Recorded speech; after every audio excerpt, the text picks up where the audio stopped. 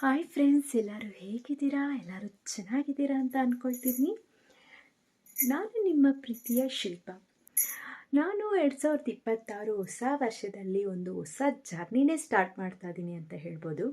ಏನಪ್ಪ ಅದು ಅಂತ ಅಂದರೆ, ನಾನು ಒಂದು ಹೊಸ ಯೂಟ್ಯೂಬ್ ಚಾನೆಲ್ನ ಸ್ಟಾರ್ಟ್ ಮಾಡ್ತಾ ಇದ್ದೀನಿ ಫ್ರೆಂಡ್ಸ್. ನನ್ನ ಈ ಒಂದು ಯೂಟ್ಯೂಬ್ ಚಾನಲಲ್ಲಿ ಅಂದರೆ ನಾನು ಹಾಕೋ ಎಲ್ಲ ವ್ಲಾಗ್ಸಲ್ಲಿ ನೀವೇನೆಲ್ಲ ನೋಡ್ಬೋದು ಅಂದರೆ, ನನ್ನ ಡೈಲಿ ರೂಟೀನ್ ಆಗಿರ್ಬೋದು, ಮಾರ್ನಿಂಗ್ ಕುಕ್ಕಿಂಗ್ಸ್ ಆಗಿರ್ಬೋದು, ಟ್ರಾವೆಲಿಂಗ್ ಆಗಿರ್ಬೋದು, ಟೋಟಲಿ ಹೇಳಬೇಕಂದ್ರೆ ನನ್ನ ಡೈಲಿ ಲೈಫ್ ಸ್ಟೈಲ್ ಹೇಗಿರುತ್ತೆ ಅಂತ ನೀವು ನೋಡ್ಬೋದು ಫ್ರೆಂಡ್ಸ್. ಎಲ್ಲರಿಗೂ ನನ್ನ ಒಂದು ಯೂಟ್ಯೂಬ್ ಚಾನಲ್ಗೆ ಬಿಗ್ ವೆಲ್ಕಮ್ ಹೇಳ್ತಾ, ನನ್ನ ಒಂದು ಯೂಟ್ಯೂಬ್ ಚಾನಲ್ ನೇಮ್ ಬಂದು ಶಿಲ್ಪಾಸ್ ಕನಸು ಕನ್ನಡ ಬ್ಲಾಗ್.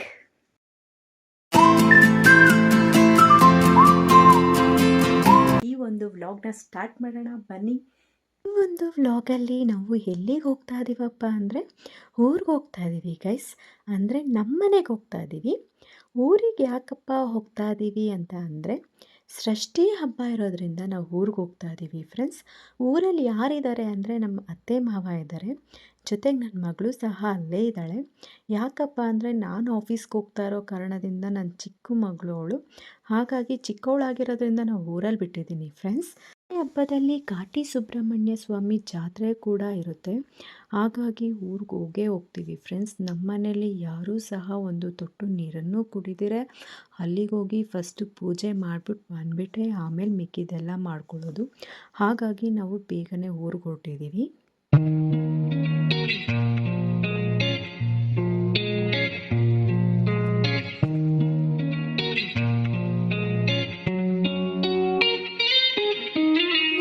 ಸುಮಾರು 10:30-11 ಗಂಟೆಗೆ ನಾವು ಊರಿಗೆ ರೀಚ್ ಆಗಿದ್ದೀವಿ ಫ್ರೆಂಡ್ಸ್. ನೋಡಿ ಫ್ರೆಂಡ್ಸ್, ಬೆಳಿಗ್ಗೆ 5:30-6 ಗಂಟೆ ಸಮಯ ಆಗಿದೆ. ಬೆಳಿಗ್ಗೆ ಹೊತ್ತು ನೋಡಿ ಊರ ಕಡೆ ಎಷ್ಟು ಚೆನ್ನಾಗಿರುತ್ತೆ ಅಲ್ವಾ. ಸೂರ್ಯ ನೋಡಿ ಈಗ ತಾನೇ ಉದಯಿಸ್ತಿದ್ದಾನೆ. ನಾನು ಸಹ ಬೆಳಿಗ್ಗೆ ಬೇಗನೆ ಎದ್ದು ಸುಮಾರು 5:30-6 ಗಂಟೆಗೆಲ್ಲ ಎದ್ದು ಸ್ನಾನ ಮಾಡಿಕೊಂಡು ಹೂನೆಲ್ಲ ಬಿಡಿಸ್ಕೊಂಡು ಪೂಜೆ ಮಾಡೋಣ ಅಂತ ಬಂದೆ. ಅಷ್ಟರಲ್ಲಿ ನನ್ನ ಮಾವ ಬೆಳಿಗ್ಗೆ ನನಗಿಂತ ಮುಂಚೆನೇ ಎದ್ದು ದೇವ್ರ ಮನೆಯನ್ನೆಲ್ಲ ರೆಡಿ ಮಾಡಿ ಇಟ್ಬಿಟ್ಟಿದ್ರು. ನಮ್ಮ ಮನೇಲಿ ಹೇಗಪ್ಪ ಅಂದರೆ, ಪ್ರತಿನಿತ್ಯನೂ ಅವರೇ ದೇವ್ರ ಪೂಜೆ ಮಾಡೋದ್ರಿಂದ ಪ್ರತಿನಿತ್ಯನೂ ಸಹ ಅವರು ದೇವ್ರ ಮನೇಲಿರೋ ಎಲ್ಲ ಸಾಮಗ್ರಿಗಳನ್ನು ತೊಳೆದೇ ಪೂಜೆ ಮಾಡೋದು ಫ್ರೆಂಡ್ಸ್. ನಾನು ಮನೇಲಿರೋದ್ರಿಂದ ನಾನು ಪೂಜೆನ ಮಾಡ್ತೀನಿ ಅಂತ ನನ್ನ ಮಾವನಿಗೆ ಹೇಳಿದೆ. ಸರಿ ಆಯಿತು ಅಂದಿದ್ದಕ್ಕೆ ನಾನು ಬೇಗ ಪೂಜೆಗೆಲ್ಲ ರೆಡಿ ಮಾಡಿಕೊಂಡು ಪೂಜೆನ ಮುಗಿಸ್ಕೊಳ್ತಾ ಇದ್ದೀನಿ. ನೋಡಿ, ನಮ್ಮ ಮನೆಯಲ್ಲಿ ಮಣ್ಣಿನಿಂದ ಮಾಡಿರೋ ದೀಪದಲ್ಲೇ ಪ್ರತಿನಿತ್ಯ ದೀಪ ಹಚ್ಚೋದು ಫ್ರೆಂಡ್ಸ್.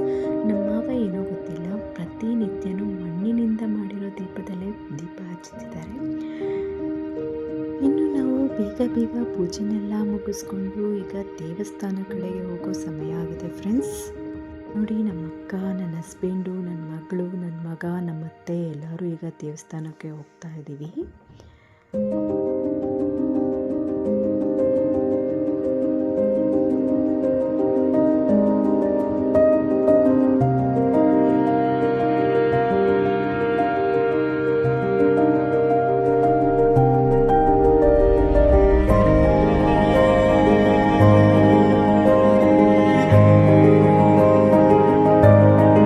ದೇವಸ್ಥಾನಕ್ಕೆ ಸುಮಾರು ನಮ್ಮ ಮನೆಯಿಂದ 1-1.5 ಕಿಲೋಮೀಟ್ರಷ್ಟು ದೂರ ಇದೆ.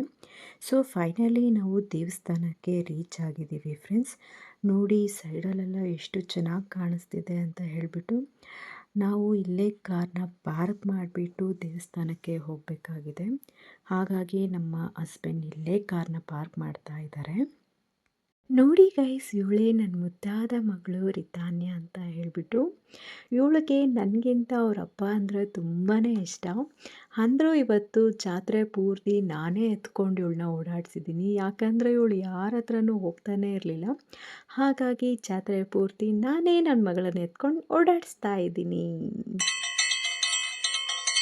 ದೇವ್ರ ಪೂಜೆನೆಲ್ಲ ಮುಗಿಸ್ಕೊಂಡು ನಾವು ಜಾತ್ರೆ ಕಡೆ ಹೊರಟಿದ್ದೀವಿ ಫ್ರೆಂಡ್ಸ್.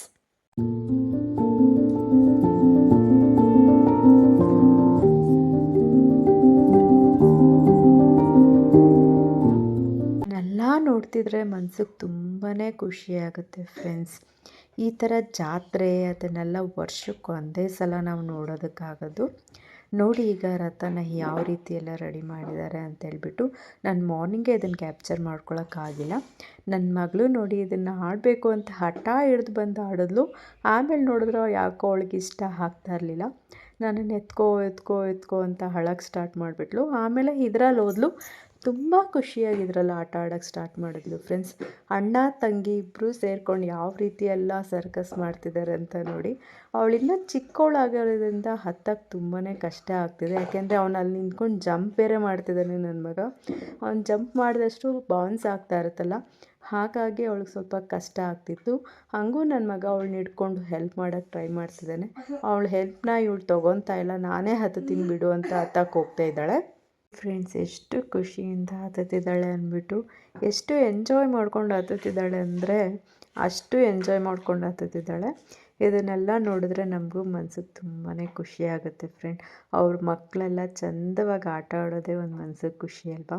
ಅವ್ರ ಪಪ್ಪನ ಹತ್ರ ಅಂತೂ ತುಂಬಾ ಹಠ ಮಾಡಿ ಇದಕ್ಕೆ ಬಂದರು. ಇಬ್ಬರು ನೋಡಿ ಯಾವ ರೀತಿಯೆಲ್ಲ ಎಂಜಾಯ್ ಮಾಡ್ತಿದ್ದಾರೆ ಅಂತೇಳ್ಬಿಟ್ಟು. ಇದೇ ಅಲ್ವಾ ಎಲ್ಲರಿಗೂ ಬೇಕಾಗಿರೋದು. ಇವನ್ನೆಲ್ಲ ಮುಗಿಸ್ಕೊಂಡು ನಾವೀಗ ಮನೆ ಕಡೆ ಹೋಗ್ತಾ ಇದ್ದೀವಿ ಫ್ರೆಂಡ್ಸ್.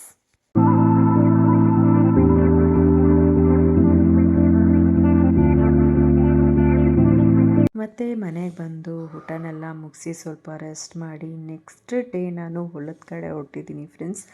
ನೋಡಿ ಇದೆಲ್ಲ ನಮ್ಮ ರಾಗಿ ಹೊಲ, ರಾಗಿ ಪೈರನ್ನ ಹಾಕಿದ್ದಾರೆ. ಮತ್ತು ಈ ಕಡೆ ಬಂದರೆ ನಮ್ಮದು ಅಡಿಕೆ ತೋಟ, ಎಲೆ ತೋಟ ಇದೆ.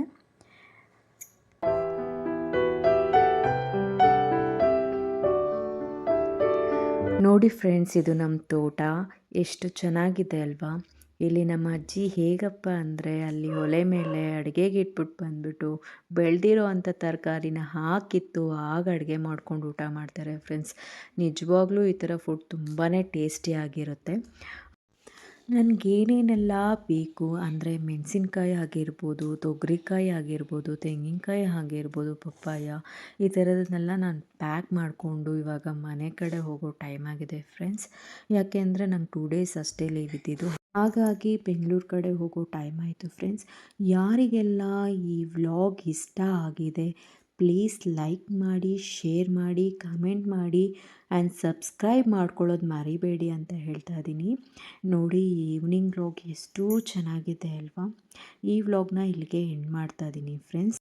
ನೆಕ್ಸ್ಟ್ ವ್ಲಾಗಲ್ಲಿ ಸಿಗ್ತೀನಿ ಅಂತ ಹೇಳ್ತಾ ಬಾಯ್ ಬಾಯ್.